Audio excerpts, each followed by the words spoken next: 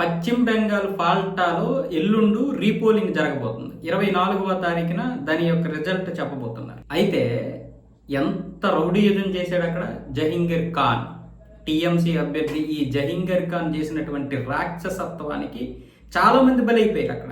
ఇప్పుడు వీడు మొన్నటి వరకు విర్రవీగాడు, ఇప్పుడేమొచ్చేసి ఉపసంహరించుకున్నాడు వాడి నామినేషన్ని. మనోడికి గజగజ వణికాయి, మామూలుగానే కాదు.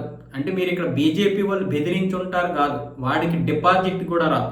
బీజేపీ వాళ్ళు వాడిని బెదిరించడం అనేది చిన్న మాట, కాళ్ళు చేతులు తీసేయాలనేది వాడికి సరైనటువంటి మాట. మీరేమైనా అనుకోండి, ఎందుకంటే వాడు చేసినటువంటి రాక్షసత్వం మామూలుది కాదు.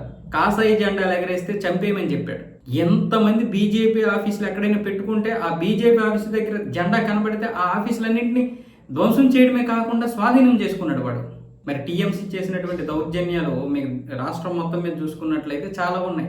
చికెన్ నెక్ ఆఫ్ ఇండియా అని మనకి రాకుండా చేయడానికి, అంటే అక్కడ భారతదేశానికి ఏంటి పని అని చెప్పడం, బార్డర్లో ప్లేస్ ఇవ్వకపోవడం, ఒకటే రెండా ఇవన్నీ పక్కన పెట్టండి. కానీ వాడు ఫాల్టా నియోజకవర్గంలో చేసినటువంటి దౌర్జన్యాలు ఏంటి, రాక్షసత్వం ఎంతమంది మహిళల్ని ఇచ్చేసాడు వాడు, హిందువుల్ని ఎంతవరకు నాశనం చేశాడు. ఏదైనా హిందువులు పండగలు జరిగితే భయం అక్కడ.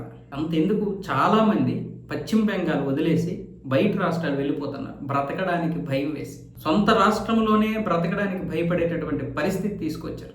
ఎవడైనా ఒక అధికారి ఉన్నాడంటే వాడు హిందువు అయితే వెంటనే వాడిని సస్పెండ్ చేసేయడం, లేకపోతే ట్రాన్స్ఫర్ చేసేయడం ఎక్కడికైనా.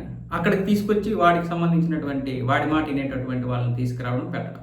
టీఎంసీలో ఉన్నటువంటి హిందువులను కూడా వీడిని నమ్మేవాడు కాదు.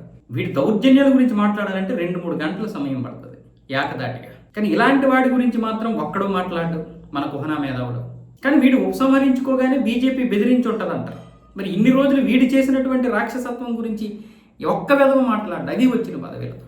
విమర్శించడం తప్పు కాదు నేను అనేది, కానీ వీళ్ళలో ట్రాన్స్పరెంట్ ఉండదు, పారదర్శకత లేనటువంటి విమర్శలు మన దేశంలో చేస్తారు. ఇప్పుడు మరి ఈ విధంగా మాట్లాడుతున్నారు కదా, వీడు ఉపసంహరించుకోగానే బీజేపీ బెదిరించిందని. మరి ఇంతకుముందు జరిగినటువంటి దౌర్జన్యాల గురించి ఎందుకురా ఒక్కడో మాట్లాడలేదు, వెదవల్లారు.